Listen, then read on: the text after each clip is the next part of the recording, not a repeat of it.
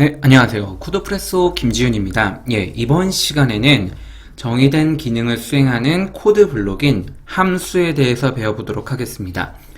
네, 여러분이 코드를 많이 작성을 하시다 보면요, 프로그래밍을 많이 하시다 보면요, 동일한 기능을 하는 코드를 여러 번 작성해야 되는 케이스들이 상당히 많습니다. 그런 경우에 동일한 기능을 구현해야 될 때마다 똑같은 코드를 여러 번 계속 구현을 한다든가, 아니면은 기존에 구현해놨던 코드를 복사해서 붙여놓다든가, 그런 작업들을 하시다 보면은 점점 코드가 복잡해지고 어렵고, 심지어 그 동일한 기능을 수정해야 되는 경우가 생겨요. 그러면은 여러분이 코드에서 동일한 코드를 10번을 썼다. 그러면 그 10줄을 다 10번 쓴 내용들을 다 찾아서 일일이 하나하나 다 수정을 해주셔야 됩니다. 이런 불편한 점이 있어서 파이썬을 비롯한 다양한 언어에서는요, 그런 코드를 하나의 함수로 만들어 놓고요. 함수라 하면 저희가 수학에서 배웠던 것처럼 인풋을 받고 가공을 해서 아웃풋을 뱉어내는 하나의 이런 함수를 만들고, 그 함수를 이용해서 여러분이 동일한 기능을 하는 코드는 하나로만 관리가 될 수 있도록 해주는 기능들을 많이 지원합니다. 이번 시간에 배울 그 내용이 바로 이 함수고요. 이 프로그래밍에 있어서 가장 중요한 부분 중에 하나니까 다 같이 집중해서 배워보면 좋을 것 같습니다. 네, 여러분, 그러면 함수에 대해서 본격적으로 배워보도록 하겠습니다.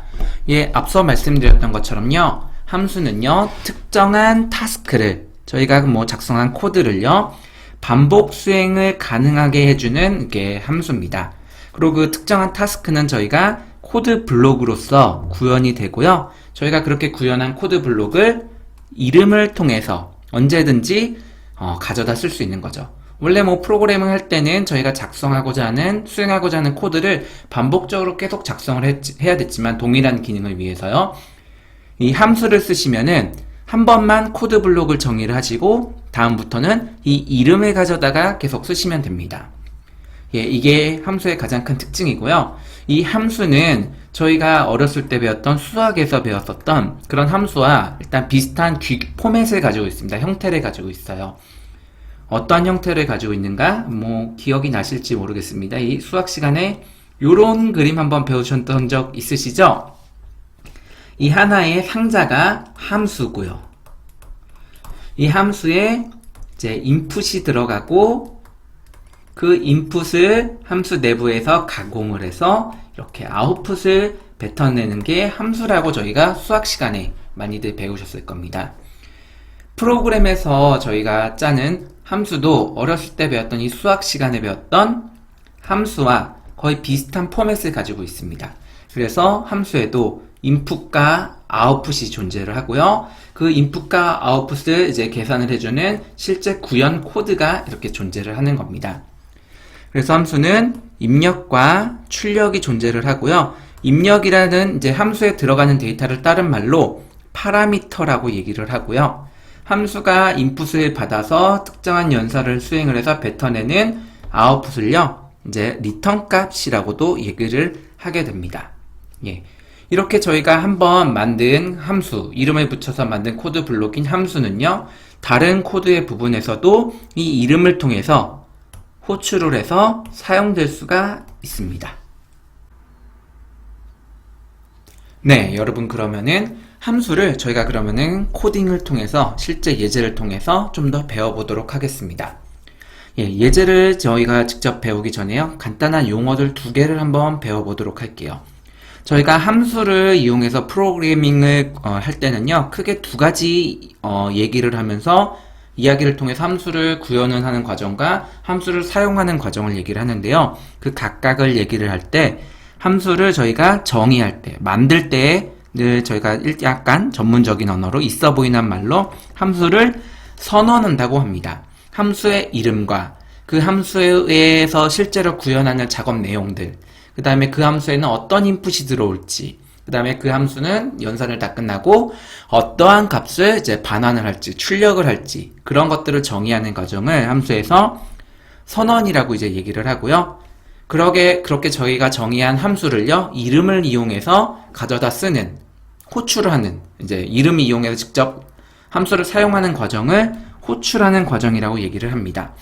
이 선언과 호출이라는 이제 내용을 가지고 이제 코드를 제가 설명을 드릴 테니까요. 그 부분에 집중을 해주셔서 수강을 하시면 좋을 것 같습니다.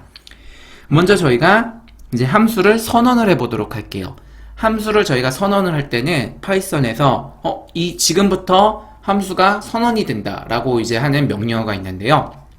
그 명령어가 def라고 불리는 명령어입니다. def요. 영어의 definition 정의죠? definition의 약어고요.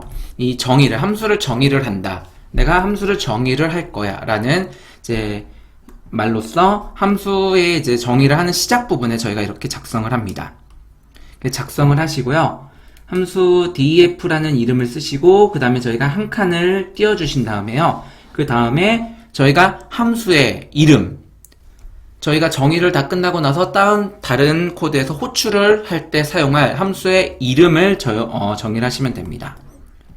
펑션, 이제 영어로 대략적으로 쓸게요. name을 저희가 이렇게 함수에 호출할 이름을 적어주시고요. 그 다음에 가로를 치시고 이 가로 안에 내가 이 함수를 이제 수행을 할 때, 호출을 받을 때, 내지는 구현을 할 때, 받을 인풋 정보를 여기다 입력을 해줍니다. 예. 인풋이 하나일 수도 있고요, 2개일 수도 있고, 3개도 있을 수도 있는데요. 인풋이 존재하지 않은, 인풋 받지 않고 그냥 특정 작업만 수행을 한다. 그럴 경우에는 이 인풋은 이렇게 생략도 가능합니다. 예, 여러분 이렇게 def 명령을 이용해서 def, 그 다음에 함수의 이름, 그 다음에 여기에 인풋 정보를 쓰신 다음에요. 그 밑에 이제 실제 내가 수행할 코드 정보를 이제 작업들을 쓰는 건데요. 그게 저희가 포먼에서도 이런 걸 배웠었죠. 반복적으로 수행할 코드를 정의를 할 때는 어떤 걸 썼죠?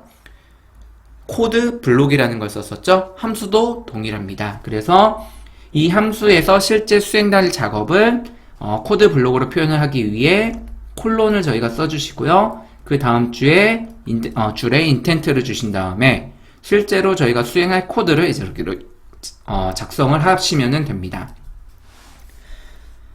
이러한 과정을 저희가 예제를 통해서 다시 한번 정리해 보도록 하겠습니다.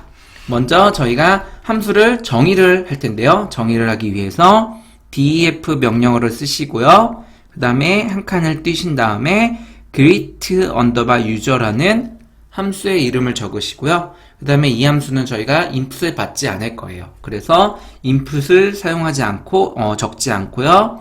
괄호만 이제 소괄호만 열고 닫고를 진행을 해주시고요. 그 다음에 이 함수가 호출되었을 때, 이름을 통해서 호출되었을 때 실제 수행할 작업을 이제 코드 블록으로 표현하기 위해 콜론을 넣어주시고요. 다음 줄에 인텐트를 주시고 실제 수행할 작업을 작성을 해주시면 됩니다. 네, 저희가 작성한 함수 greet user라는 이름의 함수는요. 실제 수행하는 작업은 hello라는 문자열을 출력하는 애네요. 그러면 이렇게 저희가 함수를 정의를 하신 다음에 실제 함수를 가져다가 써보도록 할게요. 호출을 해보는 거죠. 이 호출하는 방법은 정말 간단합니다. 그냥 함수의 이름을 여러분이 작성을 해주시면 돼요. 그래서 이 밑에 코드에 함수를 호출하는 코드를 보시면요. 저희가 정의할 때 사용했던 함수의 이름을요. 그대로 쓰시고 그 다음에 이게 함수라는 거를 표현해주기 위해서 소괄호를 열고 닫고를 해주시면 됩니다. 만약에 저희가 함수를 정의할 때 여기에 들어가야 되는 파라미터를 써줬다. 인풋 정보를 여기다가 작성을 해주셨다. 그러면은 이 함수를 호출을 할 때도 이 가로 안에 인풋 정보를 넣어주시면 됩니다. 예. 이번 코드에서는 함수에 인풋이 없이 수행되는 과정을 봤고요. 이 다음 코드에서는 함수에 인풋을 넣어서 저희가 함수를 정의하고 호출하는 예제를 보도록 하겠습니다. 예, 보시는 것처럼 함수의 이름은 위에와 동일하게 저희가 썼네요. greet user라는 함수를 이름으로 쓰고요. 함수를 정의하기 위해 def, 그 다음에 한 칸 띄어서 greet user라는 함수의 이름을 정의를 하신 다음에 그 안에 우리가 사용할 input, 함수를 할 때 전달받을 인풋 정보를 썼습니다. 이번에는 username이라는 이제 변수를 저희는 이 함수를 호출할 때 사용을 하네요. 이렇게 하신 다음에 이 함수가 호출되었을 때 실제 사용되는 코드 블록은 프린트를 하는 거네요. 뭔가 문자열을 제가 출력을 할 건가 봐요. 프린트를 하는데 여기 보시면은 hello라고 하시고 그 다음에 전달받은 인풋 정보인 유저네임, 이 유저네임을 이제 전달받은 유저네임을 이제 hello 뒤에 붙여 넣으시고요. 타이틀로서 맨 앞에 있는 거를 대문자, 또 띄어쓰기가 있을 경우에는 띄어쓰기 뒤에도 대문자로 바꾸도록 하신 다음에 이제 느낌표까지 저희가 이제 붙여서 출력을 하는 함수를 만들게 되는 겁니다. 이렇게 저희가 선언한 함수를요, 그 다음 줄에서 사용을 해보도록 할게요. 호출을 해보도록 하시면은 보시는 것처럼 이름으로써 함수를 호출을 했고요. 아까 저희가 위에서 봤던 예제와는 이제 다르게 위에서 예제에서는 인풋을 넣지 않았죠. 여기는 인풋을 정보를 넣게 되는 겁니다.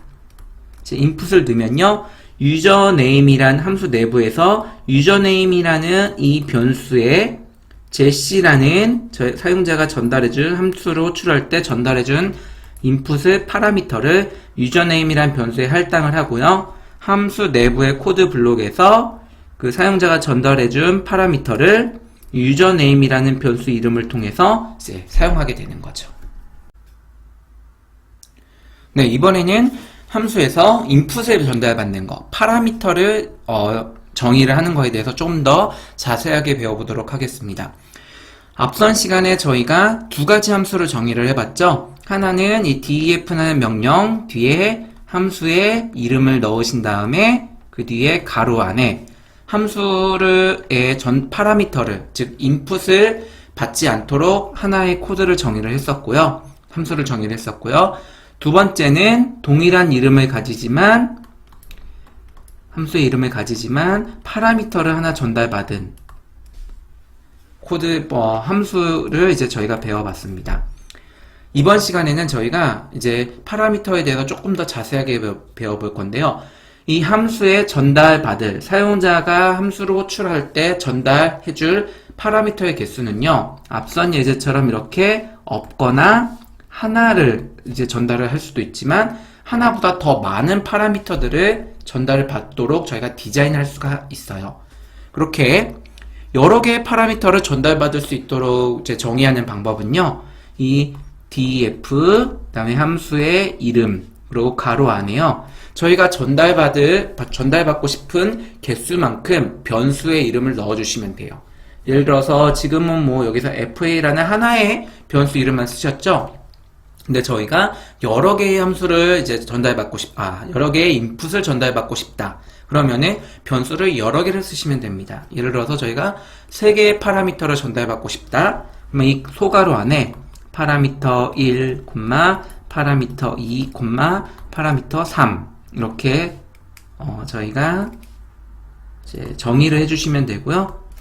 이렇게 정의된 함수를 사용자가 호출을 이제 할 때는 이제 f 함수의 이름을 써주시고 각각의 변수에 매핑 시켜줄 값들을 콤마를 기준으로 써주시면 돼요. 예를 들어서 파라미터 1에는 1이라는 값을 전달을 하고요. 파라미터 2라는 변수에는 2라는 값을 전달을 하고 파라미터 3에는 3이라는 값을 이렇게 전달하도록 이제 호출 시에 작성을 해주시면 됩니다. 예, 이렇게 여러 개의 파라미터를 쓰는 방법에 대해서 예제를 통해 조금 더 자세히 알아보도록 하겠습니다. 예, 저희 앞에서 배웠던 것처럼 먼저 def라는 명령어를 통해서 함수를 이제 정의를 하고요. 그 다음에 한 칸 띄시고 파라미터의 이름을 저희가 이렇게 작성을 할 겁니다. 예, 이번에 저희가 사용할 파라미터의 이름은 describe pet이라는 이제 이름이네요. 그리고 이 함수에 저희가 전달받을 파라미터를 이렇게 하나, 두 개로 정의를 했고요. 한마디로 사용자가 이 함수를 호출할 때는 파라미터를 2개를 전달을 해줘야 되는 거죠. 그리고 앞에 사용자가 첫 번째로 전달한 파라미터의 값은 코드 블록, 이 함수의 코드 블록 내에서 animal_type이라는 변수 이름으로 이제 사용이 되게 되고요. 사용자가 두 번째로 전달해주는 파라미터는요, 이 함수 코드 블록 안에서 pet_name이라는 변수 이름으로써 사용이 되게 됩니다. 이렇게 사용자한테 나는 두 개의 파라미터를 전달받을 거야 라고 함수를 저희가 정의를 한 거고요. 그 값들을 이용해서 실제 코드 블록을 정의를 한번 해볼게요. 그러면 콜론을 붙이시고 인덴트를 주신 다음에 첫 번째는 이 함수에서 수행하는 거는 프린트를 하는 거예요. 특정 문자열이나 이런 값들을 출력을 할 건데요. 그 출력을 하실 때 여러분 여기 보시면은 달러하고 n이라는 게 있는데요. 이거는 문자열에서 여러분이 뭐 배우지 않은 내용이긴 한데 약간 용어부터 말씀드리면 계획 문자라는 거예요. 계획 문자라는 거는 이 코드가 실행이 될 때 이 문자열을 출력하기 전에 한 칸 줄을 띄겠다는 거예요. 일종의 엔터를 저희가 하나의 문자열로서 표현을 한 거예요. 캐릭터로요. 예, 그러면 이 앞에 있는 프린트는 한 줄 띄고 그 다음에 I have a 띄고 사용자가 전달한 애니멀 타입으로 변수에 매핑해준 값을 붙여서 출력을 하는 거고요. 두 번째 이제 명령어는요, 얘도 이제 프린트를 하는 거예요. 근데 프린트를 할 때 my 사용자가 첫 번째로 전달한 파라미터를 이제 붙이시고요. 그 다음에 name is 사용자가 두 번째로 전달한 파라미터를 이렇게 title이라는 함수를 이용해서 대문자 맨 앞에를 대문자로 바꿔서 출력을 하는 이제 예제입니다. 저희가 이렇게 예제를 만드신 다음에 실제 함수를 호출해 보도록 할게요.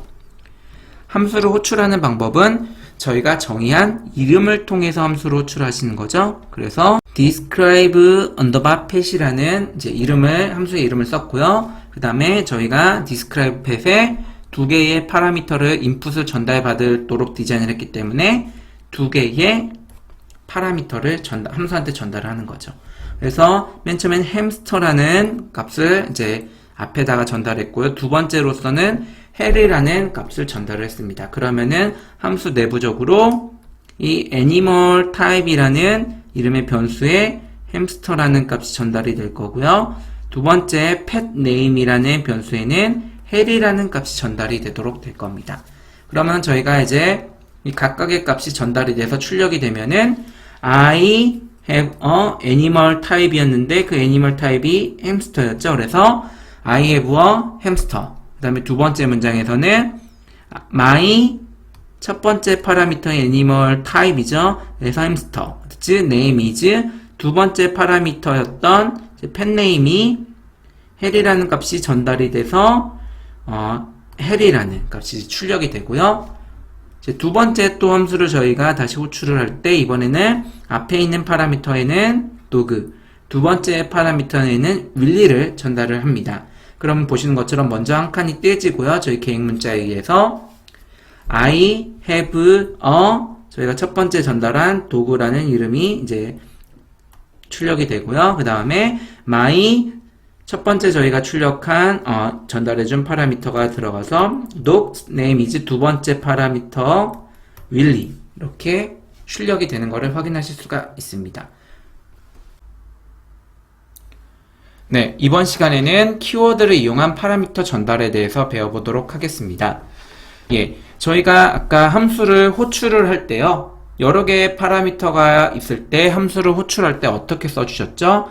함수의 이름을 작성을 하신 다음에 함수에 정의되어 있는 개수만큼의 파라미터를 이렇게 사용자가 전달해 주시면 됐죠? 그런데 저희가 전달을 할 때 단순히 파라미터의 이제 개수만 상관없이 전달을 했어요. 그리고 파라미터의 위치 정보만 첫 번째 거, 두 번째 거 이렇게 전달을 하면은 함수 이제 정의 부분에서 각각의 함수의 이제 파라미터를 받을 이제 변수 이름 이렇게 정의를 해주시면은 사용자가 호출할 때 전달한 값이 함수 내부에 이 변수의 이름에 바인딩이 돼서 사용이 됐었습니다. 근데 사용자는 이렇게 파라미터를 여러 개의 파라미터를 전달을 할 때 그냥 위치 기반에서 전달이 되도록 저희가 배웠었는데요. 사실 이런 식으로 위치 기반으로 여러분이 파라미터를 전달하게 될 경우 파라미터가 적을 때는 큰 문제가 없지만 파라미터의 개수가 막 10개, 15개 이렇게 증가하게 될 경우에는 내부적으로 헷갈리게 됩니다. 이제 가독성이 많이 떨어지게 돼요. 그런 것들을 이제 막기 위해서 저희가 함수에 이제 파라미터를 전달을 할 때 함수 내부에 정의되어 있는 이 변수 이름과 같이 쓸 수가 있어요.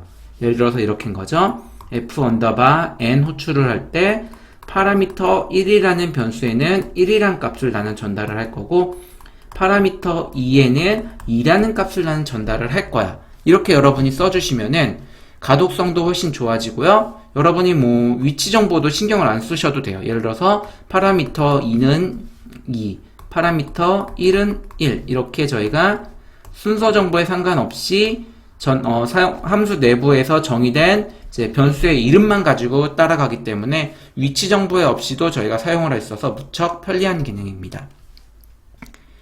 해당 기능을 저희가 이제 예제를 통해서 조금 더 자세하게 살펴보도록 할게요. 먼저 앞에 이 함수는요, 저희가 앞서 정의했던 함수 그대로입니다. def를 통해서 함수를 정의를 하고요. describe 언더바 pet이라는 이제 이름을 주고요. 그 다음에 첫 번째 파라미터는 animal 언더바 type, 두 번째 파라미터는 pet 언더바 name이고요. 그 내부에서 저희가 두 줄의 프린트문을 출력을 해보도록 만들어져 있는 함수를 그대로 또 사용을 하겠습니다. 대신 이제 호출하는 부분이 이제 저희가 달라지는데요. 저희가 아까 함수를 호출할 때는 어떻게 했었죠? 앞서 말씀드렸던 것처럼 describe 언더바 pet 이라는 함수 이름 뒤에 저희가 실제로 사용할 전달할 값만 이렇게 전달을 했었죠. 하지만 이번 예제에서는 파라미터를 전달을 할 때 함수 내부에 정의되어 있는 변수의 이름을 이용을 해서 파라미터를 전달을 하시는 거예요. 이렇게 그러면은 describe pet이라는 함수를 내가 호출을 할 때 animal type에는 햄스터라는 값을 전달을 할 거고 pet name이라는 데는 해리라는 값을 전달을 할 거야. 이렇게 하는 거죠. 그 결과 저희가 보시면 아까 봤던 것처럼 I have a hamster라는 값이 애니멀 타입에 매핑이 돼서 이제 출력이 되고요. 두 번째는 앞에 my 애니멀 타입에 햄스터가 전달이 돼서 my hamster's name is 두 번째는 pet name에 해리가 전달이 돼서 이제 해리라는 결과가 나올 수 있습니다. 이 첫 번째 실행 코드는요, 여러분이 봤을 때 물론 호출할 때 변수의 이름을, 함수의 파라미터의 이름을 넣어줬다는 게 다르긴 하지만 앞서 봤던 예제와 크게 달라 보이지 않을 겁니다. 하지만 저희가 이 키워드를 통해서 앞선 코드와 좀 다르게 쓸 수 있는 방법은요, 이번에는 저희가 원래 그래서 앞에는 애니멀의 종류, 그리고 뒤에는 그 애니멀의 이름 이렇게 매핑이 되어 있는데요. 저희가 이 순서를 바꿔서 이제 해보는 거죠. 두 번째 예제에서는 이제 순서 햄스터가 두 번째 오게 되고요. 해리가 앞에 오게 돼요. 대신 앞에 이 각각의 값들을 이제 전달을 해줄 때 변수의 이름을 같이 전달을 하는 거죠. 그래서 함수 내부에 pet 언더바 name이라는 변수에는 해리라는 값을 전달해. 비록 순서가 앞에 나왔지만 실제 값이 전달되는 건 함수 내부에 전달이 되는 거는요, 이 변수의 이름으로 전달이 되기 때문에 두 번째 파라미터인 pet name에 해리라는 값이 전달이 될 거고요. 그 다음에 첫 번째 있는 animal type이라는 변수에는요, 이름으로 매핑이 돼서 햄스터라는 값이 전달이 될 겁니다. 그래서 사실 앞에 거와 위에 코드와 뒤에 코드가 다르지만 결과론적으로는 똑같은 이제 값이 전달이 되는 거고요. 그래서 보시는 것처럼 밑에서도 I have a hamster, my hamster's name is Harry라고 위에 저희가 실행했던 결과와 동일한 결과가 출력이 되는 것을 확인하실 수가 있습니다. 네, 다음은 저희가 파라미터, 여기서는 인자라고 되어 있는데요. 이게 세 개가 다 같은 말입니다. 파라미터, 인자, 인풋. 이 함수에서 이 세 개가 다 동일한 내용인데요. 여기서는 인자라고 썼네요. 예, 인자의 디폴트 값을 쓰는 거예요. 저희가 함수를 정의를 할 때 입력받을 파라미터를 정의를 하시잖아요. 어떻게 정의하죠? def 잠깐 띄고 함수의 이름하고 여기 가로에 내가 전달받을 파라미터들을 이렇게 저희가 써놓잖아요. 정의를 하는데 그 정의 파라미터를 정의를 하실 때 디폴트로 그냥 사용자가 특정한 값을 안 넘겨주면은 그냥 기본으로 사용할 파라미터 값들을 정의를 해주실 수가 있어요. 그게 인자의 디폴트 값인데요. 그 인자를 정의하는 방법은 저희가 함수를 정의를 할 때 예를 들어서 이렇게 3개의 파라미터를 나는 받을 거야 라고 정의를 한대요. 근데 1번이랑 2번은 이제 그냥 일반적 저희가 앞서 배웠던 것처럼 그대로 정의를 하는데 3번이라는 파라미터에 대해서는 PA3이라는 거에 대해서는 나는 디폴트 값을 정의를 하고 싶다. 그러면은 함수를 정의를 하실 때 파라미터의 이름 뒤에 이꼬르 이런 식으로 1 1은 좀 그렇고요. 1보단 3이 좋을 것 같습니다. 예, 이런 식으로 함수를 정의하시는 거예요. 그러면은 이 PA3이라는 파라미터는요. 사용자가 해당 값을 넘겨주지 않을 경우에는 이 값을 그대로 이제 사용을 하게 되는 거죠. 그래서 디폴트 값이에요. 네, 예제를 통해서 저희가 배웠던 이 인자의 디폴트 값을 조금 더 명확하게 알아보도록 하겠습니다. 먼저 저희가 앞섰던 예제와 비슷하게요. def라는 명령어를 통해서 함수를 정의를 하고요. 그 함수의 이름은 describe pet이라는 이름을 저희가 줬습니다. 그 다음에 앞선 예제와 동일하게 animal type이라는 파라미터와 pet name이라는 파라미터 두 개를 저희가 정의를 했는데요. 그 중에 애니멀 타입에는 이제 이렇게 도그라는 디폴트 값을 정의를 했어요. 사용자가 애니멀 타입에 대해 해당하는 값을 전달 안 해주면은 함수 내부적으로 무조건 도구로 쓰겠다는 거죠. 이 밑에 있는 코드는 앞서와 동일하기 때문에 설명 따로 안 드리고요. 이렇게 저희가 정의한 디폴트 값을 추가한 함수를 실제로 호출할 때 어떻게 호출하는지, 그 다음에 그 결과가 어떻게 되는지를 살펴보겠습니다. 예, 밑에 이렇게 3개의 저희가 호출을 해봤는데요.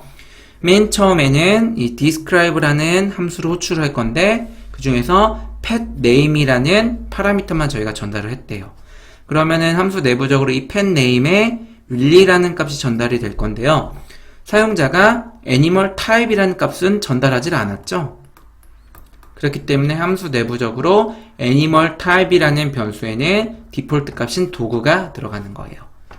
이 결과 저희가 출력을 하시면은 I have a dog. 사용자가 정의하지 않은 이제 dog이란 애니멀 타입에 해당하는 값을 전달하지 않았기 때문에 디폴트 값인 dog이 출력이 됐고요. 그 다음에 두 번째에서도 my dog's name. 사용자가 전달하지 않았기 때문에 디폴트 값이 쓰여서 dog's name. 그 다음에 사용자가 전달한 will이라는 값이 들어가는 겁니다. 그래서 my dog's name is Will가 출력이 되는 거고요. 그 다음에 두 번째 코드를 보도록 할게요. 두 번째는 사용자가 will이라는 값만 딱 전달을 했네요. 위에서는 키워드를 이용해서 함수 내에 사용되는 변수의 이름을 통해서 값을 전달을 했는데 두 번째는 그거 없이 그냥 will이라고 전달을 했죠. 이런 경우에는 위치에 따라 값을 찾아 들어가요. 그래서 저희가 파라미터가 없기 때문에 함수 내부에 존재하는 두 개의 파라미터 중에 앞에 있는 pet name이라는 변수의 will 값이 전달이 되고요. 애니멀 타입은 사용자가 전달을 안 했다라고 판단을 해서 그냥 디폴트 값인 dog이 다시 한번 사용이 되는 겁니다. 그래서 위의 것과 동일한 결과가 출력이 됩니다.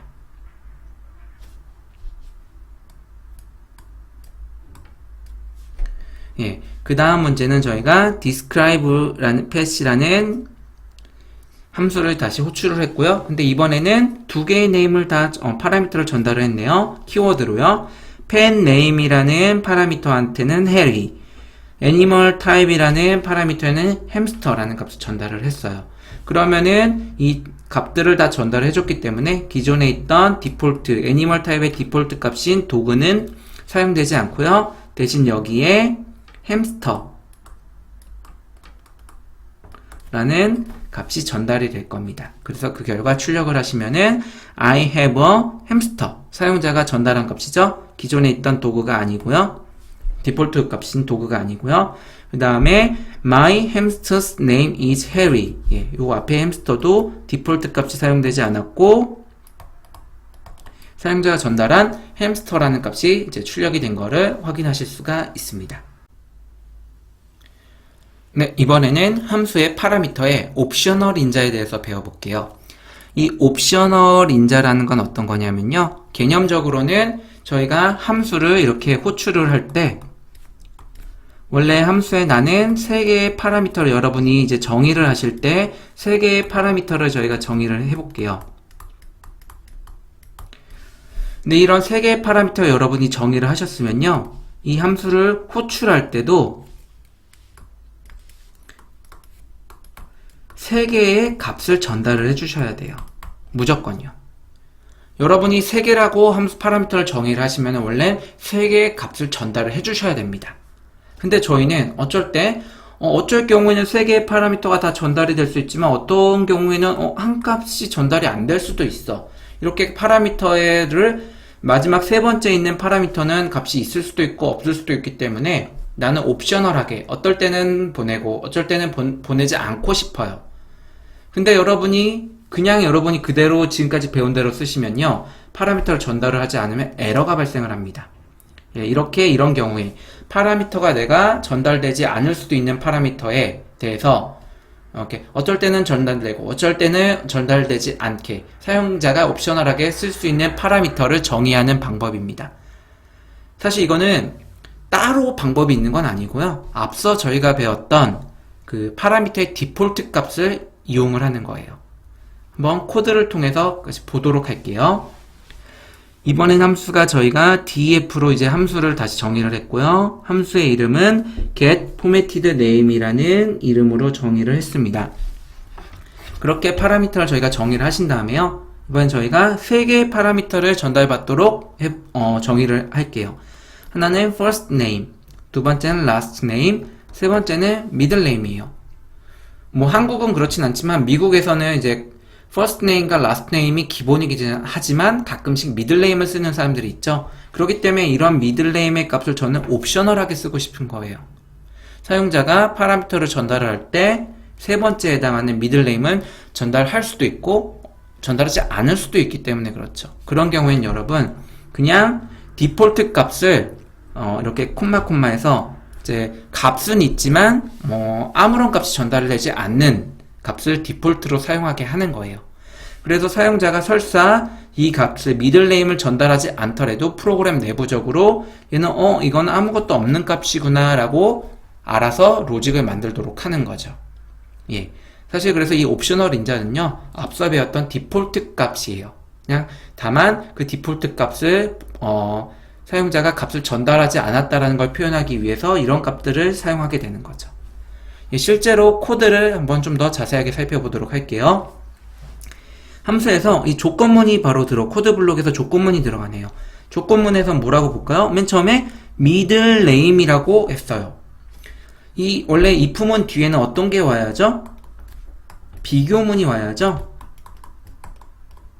비교문이 오면은 결과가 어떤 게 나오죠? true or, 잘못 썼네요. true 또는 false의 불리한 형태의 결과값이 리턴이 돼서 true가 되면은 if문에 매핑되어 있는 코드 블록이 수행이 되는 거잖아요. 이게 원래 디폴트적으로 if문을 쓰는 기본 방법이에요. 근데 여러분 이거는 기본적으로 프로그램에서 알아주시면 좋은 건데요. 이 비교문을 여러분이 써서 결과론적으로 true or false라는 불리한 값을 얻어내면 좋지만요. 파이썬이나 일반적인 모든 언어에서는요, 이 true와 false를 구분할 수 있는 다른 방법이 있어요. 어떤 방법이 있냐? 첫 번째로는요, 값이 있냐, 없냐로 판단을 해요. 이 사용자가 해당 값을 전달을 해주면은, 존재하는 값을 전달해주면 true가 되는 거고요. 존재하지 않는 값, 예를 들어서 none이라든가 저희가 앞서 썼던 이런 값들. 이런 값들이 들어오게 될 경우 얘는 false인 거예요. 그래서 사용자가 if문 뒤에 이런 식의 값이 이제 들어오게 된다. 그러면은 얘는 어떻게 되는 거예요? 이게 false이기 때문에 if 밑에 있는 코드 블록이 수행이 안 되는 거죠. none도 동일합니다. 반면에 여기에 값이 이런 식으로 hello 이런 게 들어온다. 그러면 이건 뭐죠? 얘는 값이 있기 때문에 true가 되는 거예요. 그래서 이 코드, if문에 매핑되어 있는 코드 블럭이 수행이 됩니다. 예, 이렇게 값이 있냐 없냐로서 true, false를 저희가 할 수가 있고요. 또 하나의 경우는요, int 값 또는 뭐 플롯이나 이런 값들인데요. 숫자 값이 1인 경우와 1인 경우가 아니라 숫자 값이 0인 경우와 0이 아닌 경우가 있어요. 여기서는 여러분 숫자 값이 0이면요, 불리언으로는 마치 false와 동일하게 동작을 하고요. 0 위의 값들은 이외의 값들은 모두 true가 됩니다. 그래서 저희가 만약에 이 if문 안에 여기에 0이라는 값을 넣어주면요, 얘는 false가 돼서요, 코드 밑에 매핑되어 있는 코드 블록이 수행되지 않습니다. 반면에 1 위의 값, 뭐 대표적으로 0 위의 값, 대표적으로 1이 있겠죠? 이런 값이 들어오면 얘는 true로 동작을 하게 되고요. 그렇기 때문에 코드 블록, if문에 매핑되어 있는 코드 블록이 수행이 됩니다. 예, 이거를 기억을 해두시고 저희가 한번 보도록 할게요. 그래서 이 middle name이 중요한 거예요. 왜냐? 저희가 함수 내부적으로 옵셔널하게 썼기 때문에 그렇죠. 정의를 할 때 옵셔널한 파라미터가 될 수 있겠다라고 저희가 이렇게 만들어 놓은 거죠. 그래서 사용자가 middle name이라는 값을 전달을 하지 않으면은 middle name이라는 값은 아무 값도 들어있지 않은 얘가 전달이 될 거고요. 그러면 이 if문은 false가 되죠. 그래서 밑에 코드가 실행이 되지 않고 else에 있는 함수가 코드 블록이 수행이 돼서요, full name에 middle name을 제외한 first name과 last name을 이제 붙인 결과가 이 full name에 전달이 될 겁니다. 반면에 사용자가 middle name의 값을 전달을 하면요, 이 디폴트 값이 아닌 사용자가 전달한 뭐 값이 들어가겠죠. 그러면은 이 middle name은 요 값이 이 데이터가 아닌 사용자가 전달한 실제 데이터가 전달이 될 거기 때문에요, 이 if문은 true가 되고요. 그 true가 되기 때문에 이 코드 밑에 있는 if문에 매핑되어 있는 코드 블록이 수행이 될 거고요. 그러면은 이 full name이라는 변수에 사용자의 first name, middle name, last name이 모두 연결된 값이 이제 저장이 될 거고, 최종적으로 여러분 이건 아직 배우진 않았지만 이 함수를 호출한 부분에 이제 full name의 이제 값에 변수에 저장되어 있는 값을 점 타이틀로 이제 맨 앞에 또는 띄어쓰기 뒤에 나오는 문자들을 대문자로 바꿔서 이 함수를 호출한 부분에 이제 리턴을 하는 겁니다. 이 플레인 값을 타이틀로 변환시킨 값을요. 예. 조금 이제 이해가 조금 어려우실 수도 있을 것 같아요. 이제 저희가 실제 이 함수를 호출한 결과 부분을 보면은 조금 더 이해가 여러분 쉬우실 것 같습니다. 먼저 저희가 이제 밑에 예제에서 호출을 하게 될 거예요. 함수를 호출하는 거는 뭐라고 말씀드렸죠? 이름을 쓰시면 되죠? 위에서 저희가 정의한 이름인 get formatted name이라는 함수 이름을 썼고요. 거기에 첫 번째 예제에서는 두 개의 값만 전달을 했네요. 키워드 없이요. 그러면은 이 각각의 값들이 Jim이라는 값은 first name에 전달이 될 거고요. Hendrix라는 값은 last name에 전달이 될 거예요. 근데 middle name을 사용자가 입력하지 않았죠? 그렇기 때문에 디폴트 값인 요 값이 없다라는 표현하는 이 값이 middle name엔 전달이 될 거고요.